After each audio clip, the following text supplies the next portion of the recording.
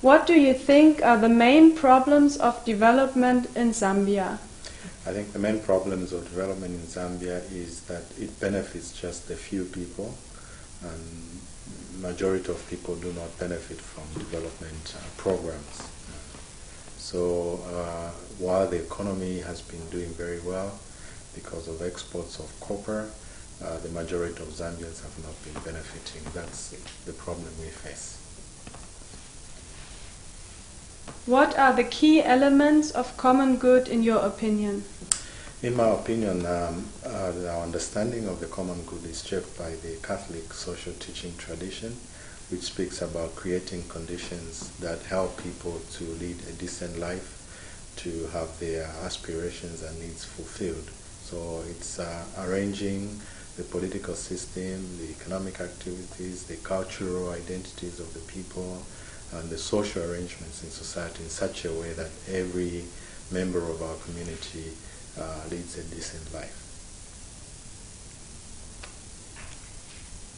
What are the traditions and cultural characteristics of development that the Zambian culture or society could contribute to the discourse about development and common good? I think the Zambian society prides the notion of community and solidarity very much. We have a saying which says, "I am because we are." So an individual finds fulfillment in community, and the community contributes to the growth and fulfillment of the life of an individual. So in that sense, our cultural values help us to help individuals develop, but also the communities also develop. When the collective members of the community are growing and developing, it's a win-win situation. What do you think are the key elements of a fair and sustainable development concept on the global scale?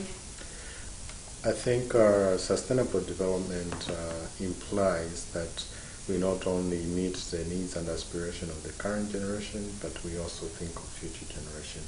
So the way we use the riches of the world, the resources of the world, should not compromise the possibility of future generations to enjoy the same thing. So our lifestyle has to be such that we do not destroy the earth or the planet that we live in by overconsumption or by the use of fossil fuels that destroy the ozone layer, so that in future generations do not have the same opportunities. So sustainability, in my view, is always looking at the present with an eye to the future.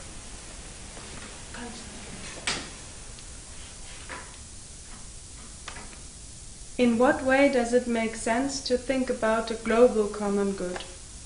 Well, we share a common humanity, so therefore our aspirations in the South should be the same as the aspiration of people who live in the North. If we proceed from the notion of the common human dignity, we share the same dignity. Therefore, the needs of people in one region should not be any different from those of people in a different region. Therefore, for me, the global common goods entails promoting interdependency, promoting solidarity amongst peoples, promoting equal participation of all in the human endeavor and enterprises. So I think it's being sensitive to the fact that we are all in this together, and the growth and development of one people should also translate in the growth and development of people who may be living far from one people, for instance.